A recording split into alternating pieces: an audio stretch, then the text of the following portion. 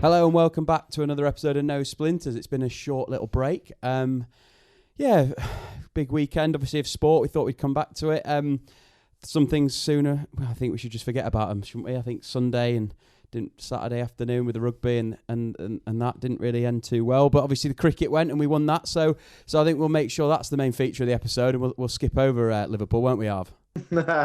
Well, I've been getting lots of comments saying that this 2-week absence has got, it's coincidental in Liverpool's drop in form. So I hope it's purely work reasons and not because you don't want to talk about it, Harry, to be honest, mate.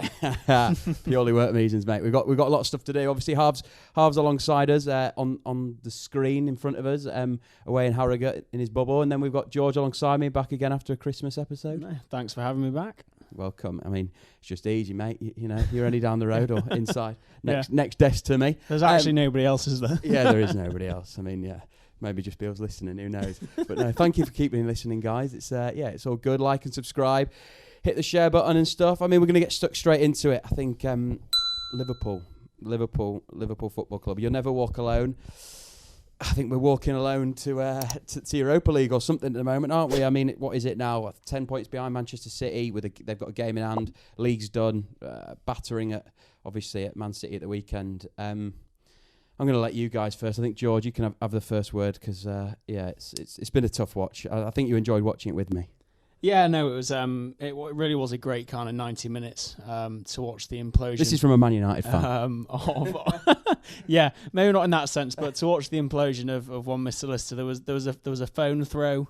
There was a good segment behind a pink blanket. So, one of the great Sunday afternoons, if you ask me.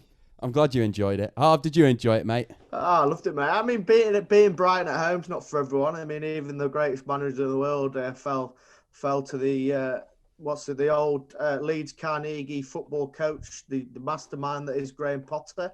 I think that's sort of not taken lightly, but losing to Burnley. Who else have you lost to? Do you want me to go through it? I mean, we lost to Southampton, we lost to Burnley, we lost to Brighton, we've lost to City, drawn at West Brom, drawn at Newcastle. It's tough, isn't it, mate? I'll do your research for you. Well, I mean, I'm very well informed on Liverpool's drop in form. I've been like a caged lion ready to talk to you about it all because, this trophy engraved, I hope you didn't put your deposit down for him, mate, because I think he might be out of work very soon. I'll send him down the M62 to East Manchester. Yeah, that's it, mate. No, I just think that scraping the league last year in a very poor league. I think the bubble's burst. I think the cream's come to the top. I think Man City's transfer business over the last 3 years has paid dividends in terms of they are now without key players and still managing to put in 10 out of 10 performances. I think Pep's management of Phil Foden, everyone's saying he's not playing enough, needs to go out on loan. And boy, is he proving the doubters, wrong. Where the performance at Anfield was probably one of the best performances I've seen from a young English player in years. But I think Man City, well, the alarm bells are ringing. My only thing with Klopp, Harry, and I know you're obviously going to defend him like you should really, because you're a Liverpool fan through and through. But you signed 2 centre-backs, begging for centre-backs. All you see on Twitter is we've had injuries. I don't know. I think you're the first club in world football to have an injury crisis the way you're carrying on about it. I mean, come on. Just stir it a bit more half. 3 centre halves are missing, mate. We've got 3 first choice centre halves. Yeah, but it don't matter. You've signed 2. It's not impressive. Yeah, a week ago. Leeds have got 2 centre halves missing, and we've carried on as business as normal. I think we were 4 minutes in. We got 4 minutes in. There we go. Just proving stats. You accuse me of not doing my research. We've got 2 international centre backs out, but I'm not going to go on to Leeds till later because I'll enjoy that segment in my own time. But no, I think you signed a German bloke, a bloke from Germany that no one's ever heard of at the bottom league club. And then you've signed Preston centre back, who actually he's all right, but he's I can definitely guarantee. Right, yeah, he's fishing from the pond that Leeds United are in. One sec, I've just tilt your mic down a bit because we've only got like half a face, just a tiny bit. Not your mic, your camera. Yeah, good lad. That's better, mate. We want to make sure a little bit better. Yeah, we make sure the people get to see that lovely tash of yours. Yeah, I mean, look, it's not been pretty since the turn of the year. Obviously, what happened at Spurs was when Spurs came to Anfield and we won in the last minute. I thought that was it. We went ahead against West Brom and yeah, that was the famous text message. Does anyone know an engraver? Since then it's not gone too well for me. I thought we came back well against Tottenham and at West Ham. I thought that was it. I thought it was a turning thing. I don't like Jordan Henderson in defence, and Fabinho, obviously, that's two centre defensive midfielders. The problem when the Man City game came along is that, obviously, we'd bought two centre-backs, and you can't really excuse the fact that Jordan Henderson played in centre defence for the Man City game and use it as an excuse, because if you go out and buy two centre-backs, even though, obviously, one's on loan and one was $1 million or $2 million, you've bought cover and you've got to play him, in my opinion. I thought it was wrong. I thought Fabinho should have played alongside probably Kabak. And Jordan Henderson would have been midfield. I think we're missing it so badly. I think Henderson is such a huge loss. Obviously, the vocal aspect of his game is taken from centre half. Yeah, he's pretty vocal as our Jordan. It's about the only thing he offers when he plays centre back. He can't defend. God, he isn't a centre back, is he? He isn't a centre back. Him and Thiago, I think, are leading the stats for being the most vocal midfield men in the Premier League. So. Well, Thiago can't go 5 minutes without getting a yellow card. I'm glad Liverpool are top of something. He loves it. He gets stuck in as Thiago. I don't know, mate. Controls the game. You've just got to sit there and watch what's happening and sort of take your medicine. I mean, you ride the wave at the top and you're on your surfboard on the way down at that wave at the minute. Yeah, absolutely. And we've had 3 years at the top, 4 years at the top, or whatever it's been. I mean, it's very rare that teams keep going at a high level, and obviously I think it's caught up with us. I think the injuries obviously have played a part, but I also think fatigue plays a part. You look at, I think last night. Carragher said that Robertson had played 94% of Premier League matches. All of our side had played 83, 84. And they're right in terms of when you look at Man City last year, they dropped off big time and they've come back this year. And even at the start of the year, none of us gave them a prayer and they've gone on an absolute run. I just think things got to be changed at Liverpool. I mean, I said it on Sunday and I'm going to say it now. Got to put it in front of the camera. For me, I think Sadio Mane's got to go. I think that front three needs changing up. A couple of weeks ago, Jamie Carragher said on Monday Night Football again that it's very rare that a front three stays the same for more than 3, 4, 5 years and stuff. And Liverpool have nailed it for 4 years. And something's got to give. I think there needs to be a bit of three players need to come in. I think that was spot on. And for me, I think we need someone in the attacking front. But it's easy to say Bobby Firmino is probably the weaker one. And I think he probably is. Don't get me wrong. I think Mane's a better footballer than Bobby Firmino. I think Mo Salah's an elite footballer. He's top of the Premier League goal-scoring charts. Everyone says he has a terrible season. I think it's hard to replace goals. That's what every team misses. And for Liverpool, Mo Salah is the goal scorer. But for me, if you can get rid of Sadio Mane and get a young person in, somebody, I mean, we're all dreaming, aren't we? But and Mbappe is probably too out of reach for Liverpool. Look at their spending. But I don't know what Haaland's situation is. I'm sure there's some young lads out on the continent that Liverpool know about. Look at Salah, look at Sadio Mane. These players were unknowns when they came to Liverpool, relatively. I know Mane had a decent career in the Premier League and Salah had been at Roma. But for me, I think Mane's got to go. And Thiago, I don't think he suits the system of a 4-3-3. I think it's correct. He's a bit of a luxury player. He's very slow. I mean, he runs around that pitch like he's me. I think I might have a yard on him. Tackles like you as well. So he hasn't got a yard of pace on him, and he's very small. And for the English game, I think in a midfield with especially with if he had Henderson and Fabinho, it might offer him more. But in a midfield with the likes of Kurt Jones and Gini Wijnaldum, I don't think that suits his game. I don't think that was brought in for. So.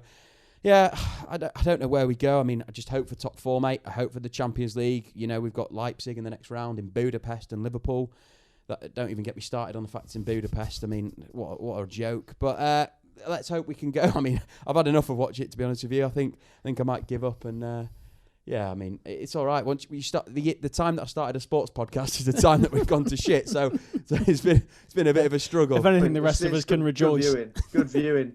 It's funny you mentioned Thiago, and I don't know. I was sort of tongue in cheek at the time, saying he's a all the Liverpool's waxing lyrical, saying he's a next coming of Iniesta and all the rest of it. But the Premier League's very physical and it catches you out, and I think it's a bit unfair to judge him based on he's not had a settled run of games or a settled midfield around him. But even then, I just don't think his game suits the way you play on the front foot, on the counter.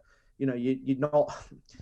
you can see why they signed him, because obviously you're taking a good player away from your direct rivals in terms of, Thiago was available, and it makes sense to sign a player like him.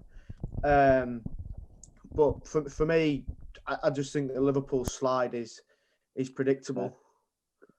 Keep going. Sorry, keep going. Yeah, sorry, distracted. I thought I was going mute. But no, I don't know. I think you're lucky. Next games, you've got Leicester on Saturday, which is always a toughie. I think you'll have enough to beat Leicester. I do think you'll have a good run in the Champions League because, it's cup football now. But I think the standout game is the 20th of Feb. I think if you lose to Everton, I think you've had a bad season. If you beat Everton, I think you can forgive not winning the league. Personally, I think losing to Everton would rub salt on the wounds royally.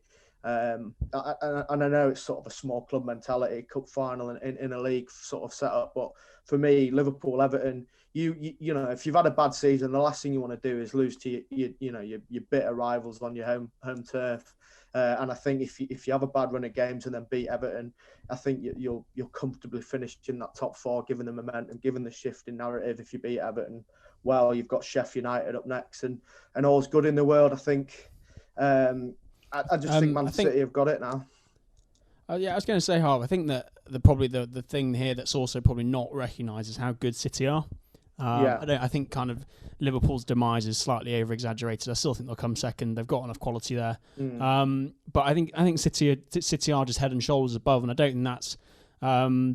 no team could compete with them, if I'm honest, at the moment. I think... Certainly squad-wise. Yeah, and I think you look at the strength and depth. You know, we talk about Liverpool's injury problems, but City have got £450 million plus centre-backs there. And that's the quality of depth you really need to win a league. And you could argue that that's the reason they are where they are. And I think that City were playing bad football and still winning games, which is a dangerous sign, because if you're playing poorly and still winning, it's a great habit to be in. But now they're playing good football, and I don't see who beats them. Yeah, mate, I thought they were elite on Sunday. I mean, I think in terms of City, I think you've got to mention the masterclass that was Phil Foden. I know Alisson made 2 mistakes and he's been an incredible goalkeeper of Liverpool, but Phil Foden, it was the way his centre of gravity, his control on the ball, his vision to be able to pick passes. He played brilliantly, and then he finished it off with an absolute brilliant strike. Such power, beautiful goal. I mean, even my sister texted me saying Foden, he seemed amazing. As in, like, people that if you just watch that game, you just watch it, you don't understand football, you'd look at it and go, who is that superstar? And I just thought it could, and I think it could be his coming of age, mate. Everyone sort of has that game, don't they, when they're younger of a big performance. And for me, I thought it was worrying to see. I mean, it's great for England. I think it's fantastic that we have. There's been a lot of promise and potential about Foden. City fans telling us that he's going to be the next big thing, and everyone's obviously you hear it. But to be honest with you, I thought that was one of the best performances from a young English player I've seen. Beats Trent Alexander-Arnold against Barca, I thought, but like it was on that level of where when Trent became a superstar against Barca, I thought he became a superstar in my opinion against Liverpool on Sunday. I think Foden's threatened to do it for probably the best part of a year so now, and it's all well and good doing it against, your Leeds United of the world, but when you're doing it against, Liverpool, there is a step up in class there. I think the one thing for me as well about City that you can't ignore the importance of is Diaz. I think he just looks like I always think it's when Van Dijk went to Liverpool, it's like having a Rolls Royce at centre-back. He never seems to get out of second gear, and that's because he never finds himself out of position. Yeah, and he's reads the game well, doesn't he? And he, Stones, you could argue, has cut out the errors that made Stones the player he was. And between the two of them now, I mean, you'd say 6 months ago, Laporte not getting in that side's unthinkable. And now, Laporte is struggling to get in that side. And to me, they just look so strong, so much quality, and they're starting to probably play the football that we've become to know under Pep. For sure. I mean, it was a great game. I mean, for a neutral perspective, not from my eyes, but there was a game on Saturday night. I thought it was a brilliant game of football. Really enjoyed it. Man United versus Everton. Ignoring the result, I really enjoyed. I've never celebrated Everton scoring so much. But ignoring the result, there's been a lot of dull games in the Premier League recently. But I just thought there was a lot of quality on the pitch. I mean, I'm gonna let you go. But obviously, the delivery on the first goal was phenomenal from Rashford. whether special. I mean, I say there's a lot of quality. A couple of keeper errors, there's no doubt about it. But Calvert-Lewin looked lively. Rodriguez's finish was great, and obviously Bruno's finish from outside the box was a great finish. And it just had it all, didn't it? I mean, a bit of poor defending, few poor goalkeeping errors, a lot of class up front, and it's an exciting game, Harv. Yeah, I mean, I personally enjoy any game that involves Man United's demise, especially in the comical way it came about in the last minute. I thought it was quite an unfair result of Manchester. I'm going to stick out there. I thought Man United actually played some of the best football I've seen them play in a long time. Their forward play was brilliant. Their pressing, Everton had no answer in the first half. I certainly didn't see that draw coming. But if you look at the stats, 3 shots on target, 3 goals. I think De Gea's position is seriously under fire now. Obviously, I don't think Dean Henderson's as good as people think he is, given I've seen him for a couple of seasons beforehand. But you look at the way that last goal came about. You want your keeper to come and take the house with you. That's what I always got taught as a goalkeeper. If you come in, you take everything with you, and then face the consequences. Quick off your line half. Yeah. Oh, mate. But no, I think the only good. I mean, I personally, my views on Fernandes. I've waxed lyrical about it before, but Bruno again just keeps pulling out these goals and the swag on the pitch. I mean, the no look pass to start the move off was just outrageous in itself. Like, so nonchalant, and then to put it in the top bins like that from that area, he had no right to score that. I think the commentators were a bit harsh on Everton's keeper, saying he should have done better. I mean, he couldn't have put it any better under the bar, really. He's struggling anyway. I think, but I don't know. I just think that Man United, you need another centre-back. You need someone else there. I just think that's your Achilles heel. Well, we had a heated debate, as you can imagine, with our Harry on the sofa. I don't do debates. Yeah, just heated. It was me listening.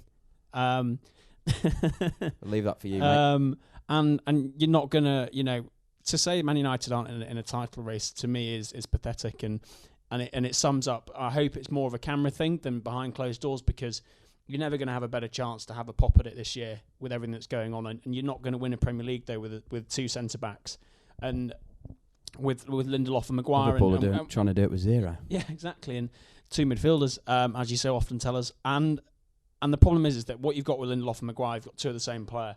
Maguire's the better 2 out of the players, but you've got no pace. So when Calvert-Lewin or Richarlison runs those lines in those channels, it sets all hairs raising, and at the end of the day, that's the difference between City, who are top, and the rest. And until United sign somebody who's got that pace and versatility to bully an opposition striker with those runs, they're not going to compete. And it's been that way for 3 or 4 years. And I mean, we'll get on to Dom Bess, but how often does character get you into a position? Because it shouldn't. It's top level sport. It should be about how good you are, not about if you're a nice bloke. I just want to point out your point on the centre backs with Lindelof and Maguire. There's no real cohesion. They're both sort of individual players. They both sort of defend their own game. You don't, with Diaz and Stones, you think that's a solid combination. They sort of cover each other about. But I think that Bally is your number 1 centre back in terms of he just offers that pace. He just offers that bit more security. I think he's not going to get beaten 1-on-1 9 times out of 10. But I think that Maguire, it's amazing how you got. I mean, obviously the joke 80 million, but he basically paid for his forehead at the time, didn't you? Let's be honest. You needed someone to come and have that dominant sort of presence. And yeah, he played well in a Leicester team that was sort of. Obviously, we know what Leicester have been doing for the last few years. They sat a lot deeper, though, didn't they, Harv? So it's a different game. You know what I mean? We said it's someone who's facing towards the ball. They're coming at it rather than running in behind, and there's a big difference between that. And I agree with you on Bailly. I think he is their best centre back when fit. And Lindelof, it doesn't seem up to it. United aren't far away though from being a good team. I've said this from day one. I think with a great manager this year, they might have even challenged, like properly gone for the league. And I think a couple of... it's hard to say. I think it's mainly at the back. I think that centre-half place and maybe one more attacker. Just Cavani's an old guy, a proper goal scorer to supplement Cavani. And I think they're in there. You're right, Bruno. He did have a dip of form, but he came back. And it's been... Yeah, they've had a good season, but obviously they're out of the Champions League. So, if they're going to get top 4 again this year and piss it off after the group stage, I don't see the point in it. But we'll move on to something that absolutely rattled me, and I'm sure it rattled a few of us. I was angry, I've got to say. No, not that, mate. It makes me happy. As long as you're happy, I'm happy. It was actually what happened with the West Ham game. I think it was at Craven Cottage, wasn't it? Fulham. What on earth? How that on earth was a red card? I mean, we haven't done VAR for a long time, and I don't want to put it for too long. But yeah, well, we have. But we've got to mention sort of, I think the biggest error I've seen from a referee. I mean, if it takes 5 minutes to come up with a decision, looking at a screen, it was 5 minutes just shy to work out whether that's a nothing or a red card. I mean, and then it gets rescinded 2 days later. It was in the 90th minute. It didn't make any difference on the outcome of the game. It's not the point. For me, that signifies all the people that praise VAR and say it's needed. It was detrimental to the game. I mean, it was ridiculous. Anyone who had eyes could see that he didn't mean it. And it was a shocking decision. I mean, I don't advocate the death threats or whatever that Mike Dean's had, but it's typical Mike Dean. I think Ian Wright summed it up. Centre of attention, isn't he? Centre of attention. He is an absolute tosspot. You listen to him on anything he did. He did that podcast with Peter Crouch, and I thought he came across terribly, in my opinion. I just think everything's about Mike Dean, and he's given the most red cards this year. And I'm cynical, I know, but I think I look at him and go, he's looking at that decision thinking, yeah, there might not be enough in there, but I'll give this a red card anyway. I'll do what I want. Yeah, no, I think with football, what the stupid thing is that, and we again had this. You can imagine it was a really thrilling Sunday. There's a reason that it's just boys here because no girl will want to sit in this company. And the problem with football is that it is the most advanced and well-watched game in the whole world, and yet they're so far behind in some things. And I think what would help fans with VAR is, first of all, to be able to hear what VAR are saying, because when you listen to it in rugby and rugby league, and I think that with refs in general. But yeah, exactly. And I think it would add a lot more clarity to a decision-making process. And VAR to me has a place because it does get to the right decision 99% of the time. However, what people's frustration is, they can't understand how that decision's made. And to give fans clarity on that would arguably, for me, make huge improvements to VAR. But it's clear and obvious, that's the thing, and that's what the referees are forgetting. It's not to change your decision. If there's not enough in it, that's not clear and obvious. Yeah, it shouldn't take that long. What it is for the yard offside. That's what it's there for. Yeah. Not to make 50-50 calls. Yeah, I mean, I think VAR in the long term will be good. I think, was it the last World Cup where it was used really well? But these have been refs that have been using it for a couple of seasons, and there was no contentious sort of errors. Everyone thought, here we go, VAR, it's got us bang on. And then I think they're just trying to bring too many rules in. They're trying to make it too precise. I think they've forgotten about why people watch football. They watch football for goals. They watch football for spontaneity, bit of skill, amazing goals, like. And I think the justification for that one was a clenched fist. But I think also what really pissed me off was like Mitrovic's reaction. He knows that everything's being watched, but Mitrovic is a scumbag. He's a thug of a footballer, and for him to go down like he did was an absolute joke, because I don't know if you remember, he's had so many red cards for violent conduct. For him to go down like that, Mike Dean should think straight away, if he's this great ref, and refereeing's all about, the top refs ref all these players all the time. They know who's going to dive. They know who's going to be a shit, and it should, a bit of common sense. Mitrovic is a wind-up merchant. Let's have a look before the incident and then piece it together. When you just look at that in slow-mo, it looks like he's elbowed him, but then slow-mo, watch it in real time, watch Mitrovic before. In real time, it's absolutely nothing in it. I mean, Mitrovic, I don't think you can blame the player for the decision that came. I think a lot of people said he went down easy, and he did, but that's what football's become. I mean, you don't get penalties unless you go down. You get the same. You can get less contact and go down, or more contact and stay up, and it doesn't change any difference. If you do that on the red card. Yeah, but exactly. But if you do that, if you're in the halfway line, you get kicked and you stumble and you keep going, the referee says play on, it's a foul, he gives you advantage. If you do that in the penalty box and you stay up, the referee just won't give it. And in my opinion, it's hard to say I advocate diving, but I can fully appreciate why people dive. Mo Salah goes down at the weekend, he gets a slight touch and he goes down. But look at what happened but Liverpool got against Brighton. Danny Welbeck got a little touch, he stood on 2 feet and then he fell over after Robertson had hit him. He realised, I've got contact there, I've got to go down. And players have become sort of they've had to be theatrical to get decisions. They've learned that I will get penalties through this action, and that's not football players' fault. I mean, it's the I think it's the referees and the PGLMA or AO, whatever they're called, the referee association for allowing it. And I mean, we're just gonna move on. I think from the VAR because obviously, as I say, we've done a lot of VAR on this thing. But I mean, Patrick Bamford famously got done by a VAR. Yeah, and he bagged last night again. Against Palace. Yeah, I know. Well, probably well timed, isn't it? Ironically, yeah. We'll let you take centre stage. Well, no, I just that's think enough. Yeah, you boys listen and sort of no, but I think remember we had a fiery conversation where you give me all that about Bielsa and Leeds or all that, and you stop saying they're a championship team, and you're right to some extent. We're in the Premier League, we're the big boys now, back where we belong. But if you look at the form, I was worried. I'm not gonna lie, when we lose to Spurs, lose to Crawley, and lose to Brighton, I'm thinking, oh shit, here we go again, and then we pull out a very hard fought 2-1 win away at Newcastle. And then for me, performance of the season away at Leicester, I think we blew them away. I think we matched them intensity-wise. We were more ruthless on the day. I think Bamford scoring goals always helps us because, we create that many chances. It blows my mind that we don't score more goals. And then and then we play Everton and two stupid mistakes in the first half. It's always an uphill task against Everton, 2 down. Get it to 2-1, and to be fair to their keeper, he had the game of his life. I think I was reading, made the most saves in his career that night. But again, you're more ruthless. But then playing against Palace, a bogey team, we don't really do well against clubs like Palace that sort of sit behind the ball. I think a negative style of play really doesn't suit us. I know the pitch has been a shambles.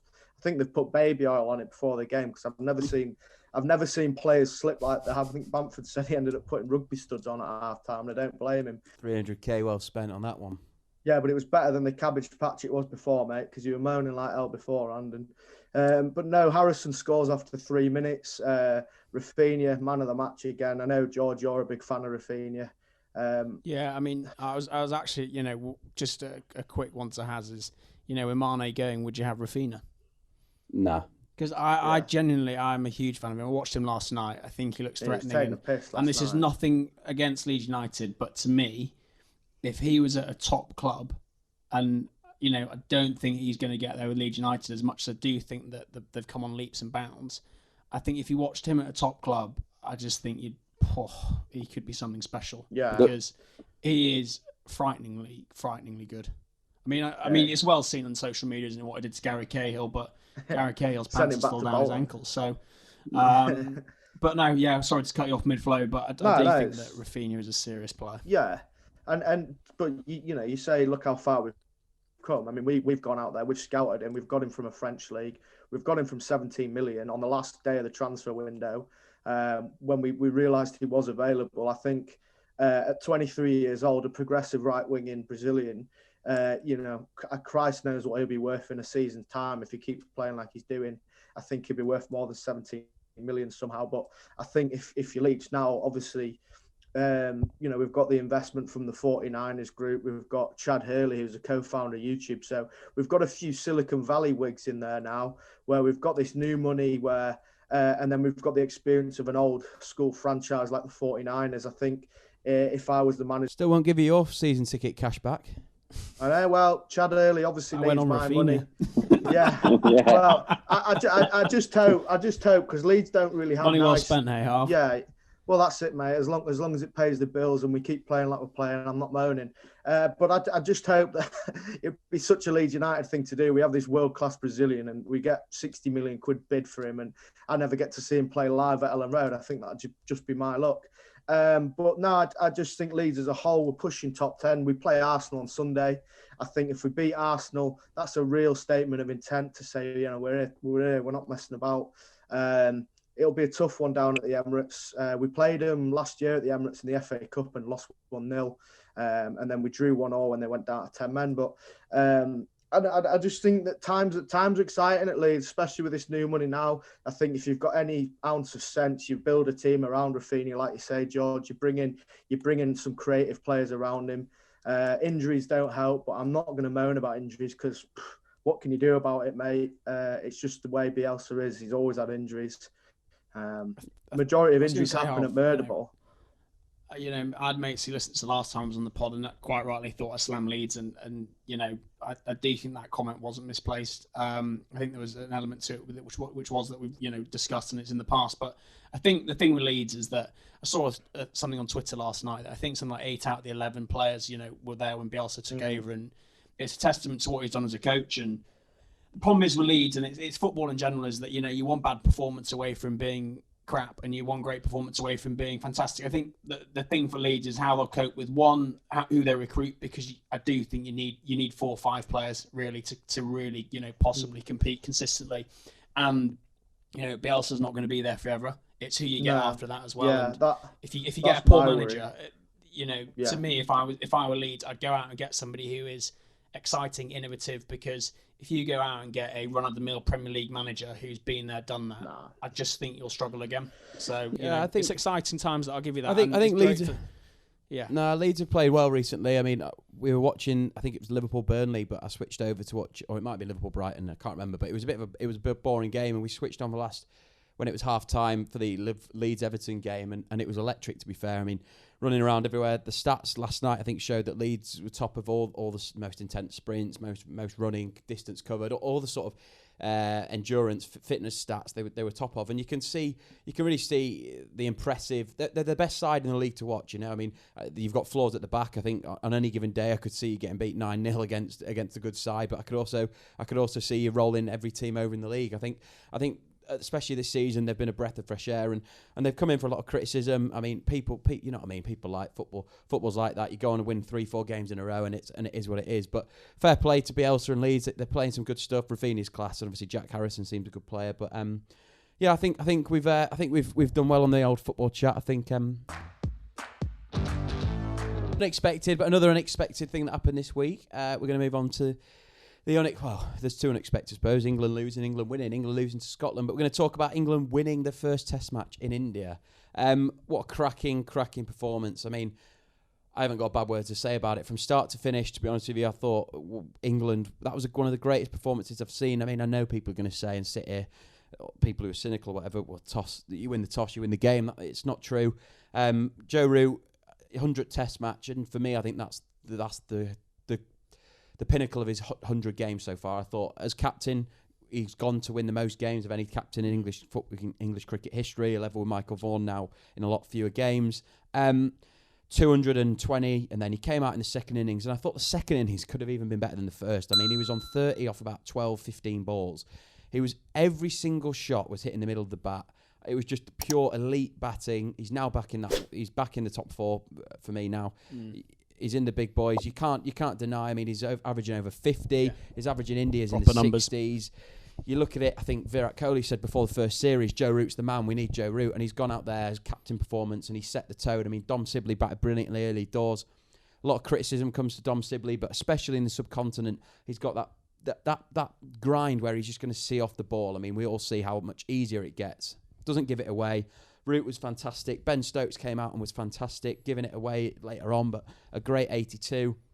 And they set up the game brilliantly at 550 and bowled. I mean, there was some decent bowling, some lucky bowling, few dodgy wickets, which we'll come to in a sec. But I just thought from start to finish, England was one of the best performances I've seen. George, what do you reckon? Yeah, I think especially with India coming off the back of a series winning Australia and the cockahoo and the environment that was. One game in 36 at home they've lost. And Joe Root is in one of those form periods that you get as cricketers that I unfortunately never know about. But you just everything you hit is from the middle of the bat, and your first shot you're in time with it, no matter what the pitch. And I just thought it was phenomenal. 100 tests, what a player. And they did everything right that you had to do to go in India, and they outdid India at India's own game at the end of the day, which is bat time, get a massive first innings score, and then really hammer home 20 wickets. And testament to them, because I think Chris Silverwood as well has done a fantastic job. Yeah, really good job. He's brought back the old school Test cricket, which is there's value in runs, and you're not going to win Test matches by getting 300 in your first innings. You get a big score first dig, and you get 20 wickets, and that's how you win games. It was fantastic. I mean, Jimmy Anderson have just strength to strength to strength. I mean, I don't know if you saw that stat this morning, under Joe Root's leadership, so really since he turned 35 years old, he's averaging 18 and a bit now, apparently, 19-ish with the ball. That over to Gill and Rahane was just incredible. Came on with the revert. It is. I mean, to say he's nearly 39, coming up to 39 this year. I mean, he's one of the best careers any cricketer has ever had. Do you know what I mean? He's going down in legendary status in the game now for me. Yeah, well, I mean, it's interesting what you say, sort of, George, on the leadership front. And I've been listening to a few podcasts about cricket, obviously, and they're saying that Root, under the old regime, it was very much, you captain the team and I'll just sit in the background and manage it. Whereas Silverwood's sort of taken that away from him a bit. And you listen to any player that speaks about Joe Root, they don't have a bad word to say about Joe Root, even the opposition. And he looks like a really, really good lad to play under in terms of his coming of age. Obviously, his batting helps a lot because he has been under a lot of stick, to be fair to Root. When he first got the job and he wasn't scoring the runs, it took a bit of thick skin to get over that. And especially batting's a lot about mental strength. And to come and get 218 in India on the first test, that's a real sort of, laying your flag down and saying, right, boys, if you want to beat England, you've got to get through Sibley and me. And I think that to me, it makes me proud as an England cricket fan to see that they're not just going to come over and let the Indians stop do what they want, and especially India, they're buzzed about beating Australia, and they absolutely played amazing in Australia. But let's not forget, this Indian unit got bowled out for 30 odd in Australia. They're not the India of old as such, and I think that playing on their ego of coming and really setting down a stall early doors, really sort of it was just brilliant, inspiring to watch. But for me, I think Sibley's the tonic that sort of allows these players to become better around, because how many times have we won with Cook just staying in for hours? And Anderson, I mean, I can't praise Anderson enough. To be a seam bowler at 38, still steaming in the subcontinent alone is a feat. Never mind bowling that spell he did this morning, which was just some of the best bowling you'll ever see, really. And then to have Stokes come back and take the pressure off Stokes. Let's not forget that Stokes has had a tough time, obviously losing his dad, in and out the bubble, and just Stokes just looked a lot better. He looked like he was enjoying himself out in the field. I think what Root benefits from I just can't as well. I can't praise England enough. Now I think we'll come on to Dom Bess, really, because that's the only I was just quickly going to say what Root benefits from, which I think there's it's where they are in the cycle, is they benefit from a team that's actually knows where they sit, they know their roles. There's some consistency there. For years we've talked about what's an opening partnership, because it hasn't been around since Strauss and Cook. There looks to be an opening partnership there. That number 3 slot, obviously Zach Crawley's at the moment. Excuse me, and then Root, Stokes, Butler. You've got a really fearsome middle order there. Pope's and you've got the expertise, and you've mate, got like the experience of Jimmy Anderson or Broad, whoever plays two of the greatest bowlers in cricket history. It's the perfect Jofra Archer, who's got the pace. And the only thing for me, I think Jack Leach has got it. I think he is a good spinner. I think he is. If he gives, we should put him in a category as our first spinner. But for me, I have a lot of criticism towards Dom Bess, and people might think it's harsh. He's coming away. Look at his stats; they're not horrendous, but it's not acceptable in Test cricket to bowl 3 full tosses in a row. It's not acceptable to bowl long hop, full toss, decent ball. It's just appalling. I mean, he got 4 for in the first dig, and you look at some of the wickets. One came off short leg, bounced up. One was a long hop. It's just some of the wickets are comical. And there's a good saying. Obviously, it's better to be lucky than talented. And it seems like it's that way for me. I cannot fathom how Dom Bess plays for England. There's a lot of this good character thing, and I understand you got to look and you got to praise what they've done. But Dom Bess isn't a talented off spinner. I mean, he is not consistent. He is not good enough. He might have got a couple of wickets, but he'll get found out in his career, in my opinion. Unless he develops, who knows how he's going to go. I mean, he's going to come and play Yorkshire second team, isn't he? So I mean, if Adil Rashid wants to go in the red ball game, he ain't going to play in front of Adil Rashid's. But I know Adil Rashid's probably not going to with his shoulder and stuff. But for me, I just can't see Dom Bess progressing into this off spinner that some people seem to think he is. They look at the stats and go, "Oh, Bess has bowled well." Well, sit down and watch it. And he's got lucky here. I mean, I thought he bowled all right, pretty well in the first innings, to be fair, at the start. And then it seemed like he got tired. I mean, he's an off spinner. He's coming off 4 yards. It's only 28 degrees in India. It's not 44 degrees playing on the SCG, bowling 35 overs in a day or whatever. It was clear that Joe Root didn't fancy him in terms of the second innings. He barely got a bowl. He came on and he bowled some absolute filth. Absolute filth. He bowled long up, short ball, full ball. And I just sat there and it riles me that Dom Bess is playing for England. And I just think there's Moeen Ali out there who's a much better spinner and better batter. I mean, Dom Bess can bat. I'm not going to criticise him, but I'd definitely rather have Moeen at 8. I think... I agree. Just to look at it from an opposite point of view, Bess is only 23. Now, I'm a big critic of Dom Bess. I've called him a competition winner the other week because I do genuinely think he's a lucky boy to be in that setup. But at 23 years old, he can bat a bit. He's a good fielder, but this could be make or break. It's sort of sink or swim. But I think with Joe Root's leadership, you've got to give him every chance to try. And he's never played in India before. So maybe there's a part of me that thinks it's a bit of an experiment to bring in someone that's 23. You've got to think the Ashes have come around the corner, and we do need, obviously, Leach. We need him to be more consistent, holding that end down like Lyon does. You need a spinner in Australia like Swan that would just bowl bang, bang, bang on the spot, tidy ball, give the seamers, give the batsmen something to think about. But I think Swanee was great. He was underrated. He could do that. And then you look at Lyon, he does it for Australia. But Leach, he can sort of get taken to the cleaners a bit. I know, obviously, I'm basing it off Pants Not, which was a bit of an anomaly in Test cricket. He even said it himself. He thought he was bowling the IPL. But for me, Moeen Ali, if he comes back, I still personally think Joe Root's England's second best spinner. Obviously, I know you're going to laugh, but within the setup.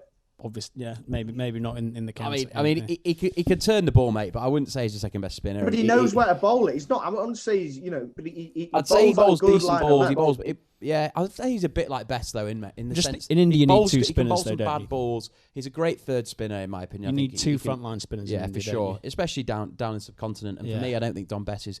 But he's got an arm ball as well that does a bit as well. He's got an arm ball. Yeah, no, he's a good bowler, but I mean, he's not. I don't think he's. I don't want him to be bowling. He's captain. He's batsman. He's the world class player in the England team, along with Ben Stokes and obviously Jimmy Anderson. But yeah, I think obviously, where do you reckon we'll just touch upon the cricket? Obviously, finish it up. Where do you reckon we're going to go from here in terms of how do you think the series is going to end up? Just a little prediction. Yeah, England will either get rolled for 100 in the next innings, and it'll be the end of it. But I do think there's a bit of inner grit and steel in there now. I think the key to it all is Kohli. But I think there's enough there for England to go out there and win it. And India's not the flat bullying ground it once was, where you used to know they're going to be 700. There's a day-night game, and you've got to think under the lights, England should be able to do a lot. You've seen when it gets maybe a Wokes will swing. play. Who knows? It's going to be. They might not even play Archer. They're going to have to rest players. I do think India will win a Test match. There's no way you'll. For sure. I think 2-1. I think England should win that day-night Test match. I disagree with Harv. I've got to say, I think this is a great Indian team. You look at all their top 6 average 45 with the bat. I think Gills looks like a player. I mean, I don't want to go through the whole side, and I think if they had Jadeja instead of maybe Nadeem, I think they're an absolute force. Yeah. I mean, I know Shami's been missing, but playing next game, isn't he? I mean, at the end of the day, India, and Justin Langer said it, and no matter how much of a cock he is, he made a very valid point: is that there's 1 billion people there. Yeah, and the next one off the rank is going to be phenomenal. And for them, it's their main sport. It's the way out of poverty for most of them. You're not going to get a bad Indian 11. It doesn't exist. No. You might get a bad Bangladeshi 11. I mean, they've existed or for 50, killing all 11. Back with Shaw. There's a lot of bad blokes killing. I'll tell you that for free. No, but I got just to sort of round off on India. I think. You're forgetting when we did the Christmas special, someone did predict a win in India, which was roundly laughed off the table at the time. Yours truly predicted an England win in India. So hopefully I should have stuck a few quid on it because it was good odds. But I think... Well, yeah, you could have put that one on Half's tips. Yeah, I know, mate. A good bet wouldn't have been in the spirit of Half's tips, would it? Not a winner anyway. Mate, not a winner. No, we're allergic to winners. He's the biggest raging dust bowl you'll ever see for the next game. That's my prediction. Bit of insider trading with the odd groundsman. He's gonna make it. It's gonna be turning 90 degrees after 3 overs. Is my prediction for the next Test. Oh, well, we'll have to wait and see. But yeah, obviously a terrible performance from another England side at the weekend. The rugby side. I mean, I'm just gonna I'll let you go first, and obviously we'll keep it brief, obviously. But yeah. I was going to say, I mean, people listening to this will quite rightly say, "What do I know about rugby?" But they will do if they've saw you having play. watched me play growing up, I think they're very, very right to suggest that. Actually, a bit of an open gate at 10. But what I would say is that everyone who says this is a shock, this is a one-off performance, it's not. You obviously didn't pay however much it cost to have Amazon Prime in the autumn, because it was there for every performance. And England look like, as soon as it gets past 12, what the bloody hell do they do? Jesus, especially if there's a rush defence which kind of corners off the outside route out the back towards Dalian. And it's been coming. I think Scotland, we've said it every time. Typical Scotland's going to lose the next 3 matches and beat Italy, because Italy are a bit of a non-entity, aren't they? But I thought, credit to Scotland, honestly. Cameron Redpath, probably had a bit of a chip on his shoulder, quite understandably. And he showed England exactly what they're missing. The swagger of Russell and Hamish Watson in the back row is phenomenal over the ball, and they look like a proper side. But England look poor, and there's nothing much more to it than that for my eyes, really. Harvey? Well, I did actually win some money on the rugby, because I had Van der Meer to score, and he scored the only try of the game. But I was just such a frustrating performance. It just looked like we didn't know what hit us in terms of Scotland came out there. They beat us in the rucks. The savages in the scrums. I don't know if you. I mean, the scrums were shambles. I just think that if you're an England rugby player, you should take pride in the fact that you're the best prop in the world, in England, and to be getting beaten and humbled in the scrum from early on, it just sets the tone. And we pride ourselves on lineouts, but Scotland were really competitive in the lineouts. I think that, as you said, Redpath, he had a right game. I think and Hogg obviously always plays well, and I think that it's a bit naive of England to. I think we just thought we were turning up and winning, and I think you forget how much it means to a small country like Scotland to beat England at Twickenham. It's been 38 years, and they just looked like there was just no fight. There wasn't one player in that England team that looked like they were up for the challenge, to be honest, and it was embarrassing. It was lacklustre. That's the spot on, mate. It was lacklustre. I mean, obviously I've followed a lot of rugby over the years and went down to New Zealand and stuff, and I love rugby. Like, in terms of, it's one of my favourite sports. I've gone to Twickenham lots and done a few away days and a lot of this sort of stuff. And so I'm speaking from a place where a lot of people don't like rugby or whatever, and they're very critical. But I'm speaking from a place where I'm someone who spent fortunes going to watch England and the Lions around sort of the country and the world, whatever. But I just think rugby's in a shocking place at the moment. I think it's appalling. I think the way that the England setup is at the moment is dreadful. From the kit, the Umbro kit, to the finances, the whole system's flawed. I mean, they've had to get 140 grand loan grant, whatever it might be, and million. And people can be critical of it, and I'm going to be. I mean, England aren't playing entertaining rugby. You look at, don't worry about that. We'll go. England aren't playing entertaining rugby. Farrell struggling. He looked really poor. Billy Vunipola, for me, I think has been shocking. I think you could have pointed the finger at all the Saracens lads. They look rusty. They haven't played much rugby, and that's. Itoje looked all right. He started well. He started well, and for me, I think it was. I summed it up in the first sort of 2 minutes of the game. Itoje gets over the ball. He charges down Ali Price. It's a charge down, and we get over the ball, and I can't remember who it was. Whoever it might have been Curry. I can't remember. Johnny Hill was it? Who dived straight over the ball, and we give away a penalty. They kick the ball down, line out, kicked, and we gave away another penalty. They kicked the ball into our in 22 into our 5-10 metre line, and then they got 3 points. And we'd gone from a position where we were 5 metres out to conceding 3 points within 3 phases, and it was just poor. There was a lack of game management. I mean, I've not really enjoyed anything England have done since the New Zealand game in the World Cup semi-final, which was one of the greatest games of rugby I've ever seen.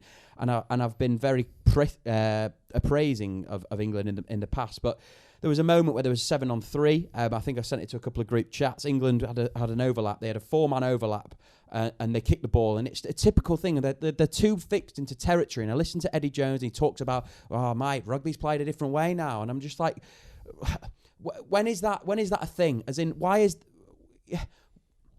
Why is it a thing, though? Do you know what I mean? Like, why do we have to play a certain way? New Zealand play brilliant, expansive rugby all the time. Don't get me wrong, that they evolve and they're not winning 100% of the time at the moment. They've had a few poor performances in the last year or two. But they play exciting, expansive brand of rugby. And England cannot play this turgid, sort of dull affair of things, because someone like me who's a massive fan, I love rugby and I've played it all my life and it's one of my favourite sports. It's turning me off. I can't be arsed with it. You know what I mean? I'm watching it and I just think 8.4 million people turned in to watch it at the weekend, and it's just a shame that's the advertising that England are going to do, and it's win or lose. I'm not even bothered in the sense of the entertainment prospects. I just think the energy levels and the desire and the interest and the way that England are playing isn't acceptable for me, in my opinion. It's a good job there aren't fans there, because if it was, I mean, the Swing Low Sweet Chariot would have been horrendous, wouldn't it? I mean, the jocks would have been outside going mental. I think fans would have made a bit of a difference in terms of England's intensity levels, but you know, I'm a forward myself, and obviously the one thing that really... I had you down as a winger. Yeah. I've seen you play touch rugby half. You play on the wing. He stays on the wing. Exactly, mate. Killer from 3 yards out. But the one thing that frustrated me was that if you're not having a good game, and don't get me wrong, they're not robots. We've not been in good form. That France game was alarm bells right then and there when we took the French third team to overtime at Twickenham.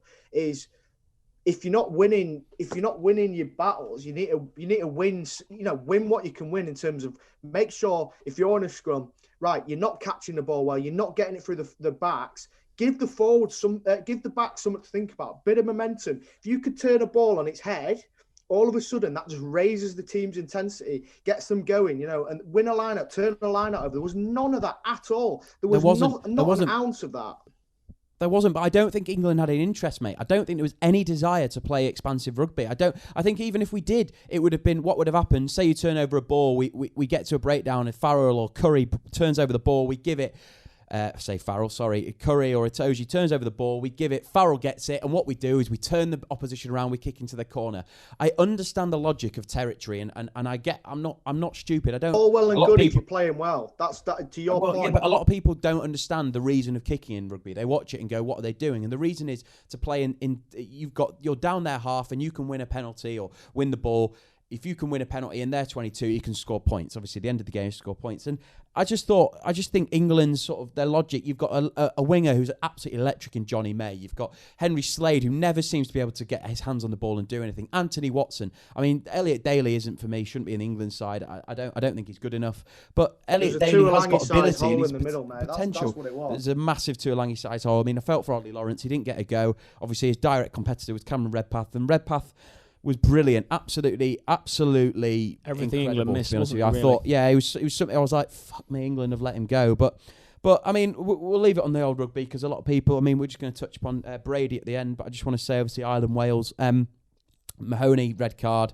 Henshaw looked like a bit of magic, and I thought they were going to do it. Reece Zammit obviously was a brilliant finish for Wales. But England, whilst they might have given one export to Scotland, who came around and turned us over, they gave the other one, Billy Burns, sent him over to the Paddies, and he kicks it deep with the last play of the game and makes himself look like a right tit. Thank you, Billy Burns. I can't see Wales doing any well, and I think that result keeps England in the Six Nations, because if Ireland have won it, we've got to go to Dublin, I believe, this year, and I think it'd be difficult to go there and get a victory. So I still think we can win it, but there needs to be a bit of improvement, and you know what I mean. If we lose to Italy on Saturday, it's game over, mate. Well, we won't be losing to Italy. Yeah. I mean, that is for sure. Italy are a shambles. Eddie Jones can pack his stuff and everything else. Yeah. The one thing I would say about rugby in general at the moment is that it is generally in a bit of a crisis. It's not actually, that's not even doing just. It's in a complete fucking crisis, because, you know, people aren't playing. It's not a major sport. Football will be there no matter come rain or shine, money no money, because it's a national sport. Rugby is played typically by private public school kids. And people aren't. You know, I played it poorly. But the thing is that what doesn't help rugby is when you watch the Six Nations as a product, just as an entertainment business alone, is not there. And that's something that needs to be fixed. It needs to be fixed sharpest. And the easiest way to do that is by playing attractive. Now, I'm not looking for the Harlem Globetrotters of rugby or the Barbars every time, but it's a very simple thing. People watch sport where teams play well and exciting football. Leeds United. People will watch Leeds because they play well, but Man City are the best example of that. They play the best football, they're the best side, and people watch it. And rugby, to me, has got a long way to go, and it needs to get out of the hole pretty quickly because it's badly run, mate. It's run by suits that don't want to. Why would you as a broadcaster pay to watch those rights? And at the end of the day, sport is run by broadcasting rights and the money that's generated from that. And rugby, as a product, does not do that. No. And it's this uncertain times for rugby. I really do think that. Yeah. I mean, it wasn't the only event this weekend. Obviously, the cricket, rugby, football, etc. It was a massive worldwide event, apparently, that only 110 million people watched compared to about 1 billion that watched the FA Cup final and 700 million that watched Man United Liverpool. But it was the Super Bowl, which is more of a halftime entertainment music show than it is a sporting event for me. Harv, anything interesting? I've actually got one thing that I want to tell you interesting. The reason I don't class it as an elite sport, guess the longest distance on average that is run in an NFL game over the 4 hours? Not a lot, mate. 1 mile. 1 mile. I mean, Phil Taylor could probably do that. But anyway, what do you reckon? What did you make of it, Harv? I know you're an NFL fan. For me, I mean, I gave it half an hour and switched it off after the toss, really. I'm an adopted NFL fan. I lived in America for a bit, and you had no choice, really. It was the main sport there. Football was sort of, no one had ever heard of football, really, where I lived. But I think I'll just give you a bit of background to why the NFL for me is amazing. Is the amount of people that play American football in high schools. And then you whittle it down to college scholarships, and then 0.01% of all people that play high school football make it to the NFL. So, it is amazing achievement. These are the cream of the crop. The NFL is quite socialist for America, where you have a draft. No one team can dominate. It's all handicapped in favour of the losing team to get the number one pick. So it is quite a competitive sport. But the NFL, Tom Brady, the GOAT, as the Americans call him, 43 years old, first time playing at a different franchise, went to the Tampa Bay Buccaneers after an amazing, dominant 6 Super Bowl winning titles with the New England Patriots. And to be 43 years old at the top of your game in a sport which is dominated by young men is pretty amazing for me. The Kansas City Chiefs won it last year. They've got a young up-and-coming quarterback called Mahomes. He's a bit of a freak of nature. He runs like a sprinter and can throw as far as anyone. He is the face of the new NFL. The Chiefs were hot favourites, having won it last year, and there was talk of a new dynasty, but Tom Brady had other ideas. The Tampa Bay Buccaneers were probably, for the longest time, the NFL equivalent of Stoke. They didn't really do anything. They weren't really relevant. Tom Brady's come there, completely rechanged the face of the organisation. They've got a great defensive line. They've got some great receivers. And then he brought Rob Gronkowski, the Gronk, out of retirement to come with him. The two most linked NFL players. Brady to Gronk is the most passing combination. Gronk hadn't scored for 4 games. He goes and scores 2 touchdowns in a row. The Chiefs were giving penalties away left, right and centre, which you can't win a Super Bowl if you're giving away penalties. I think there was a stat in the game which basically said on each drive, if you give away 1 penalty, the chances of scoring just increased, and they gave away about 2 penalties a drive for the first 2 halves. And the game was done, really. Brady, I mean, it's an amazing achievement. MVP at 43 years old, 7 Super Bowl rings. He's won more Super Bowls than any other franchise put together. I think the nearest one is the Packers with 5, or I think 5 or 6, or the Steelers. So he's won more than any other team, really, as an entity, which is a freak achievement. But the stat that will, obviously, I can see you both nodding off because you're not really big NFL fans. The stat, which I think you'll like, right, is there was a bloke who had a bet, like most people had a bet on the game, but he had a bet on himself. He put 50 grand on to be a streaker during the Super Bowl. This chap wore a pink mankini, jumped over the fences in the 3rd quarter and give it the big and ran 100 yards before getting absolutely munched by a state trooper, and he won himself 370 grand. No way. I did see that. I did see that. His mate calls the distraction. His mate caused a distraction and he vaulted the fence and ran it. Yeah, he put Which, 50 do you know grand what? on himself. Fair bloody play. He should have got man of the match. I mean, That's a better way than our housemate who's bought 50 quid worth of tickets to win a £2 million house in But he's a Fulham. man after your own heart. If he does, I won't be moaning. Yeah, no, we'll He's be a man there after your own heart, hopefully. 'cause I know, Rent free, please, Ross. Exactly. Yeah, I know you've mate, done a bit of streaking in your time, mate, down at up at Murrayfield. Up at Murrayfield, yeah, the home watching our Rob. Yeah, mate. Now, fair play, Tom Brady. I mean, it seems like he's got more Super Bowl wins than any other club, doesn't he? In terms of he's got more wins than any franchise. So he's obviously an impressive player. 43 years old, fair enough. But for me, not my cup of tea. I mean, I do like all sport. I like the highlights. Seems like Patrick Mahomes. I mean, I'd like to have his contract. That's for sure. Don't think I'll be working if so. I think I know who's winning that one. Although Tom Brady's missus worth about 400 million, so he's not doing too badly himself. I know. Tom Brady's worth a few quid himself, and I think he'll have an illustrious career. I'm sure he's all right. But yeah, no, guys, I mean, I hope you've enjoyed it. We've touched on a lot of sport today. Cheers for coming, Harv. I mean, thanks for tuning in. Yeah, I was just going to touch on another thing that was on Harv's tips. I don't know if you saw, was the bookies. The bookies got taken to the cleaners on the Sunday. I don't know if you saw it. It was the biggest heist in betting history. I did see you were happy. Did we win a few quid? All right. Well, yeah, happy days. If you tune into Harv's tips this week, will there be one?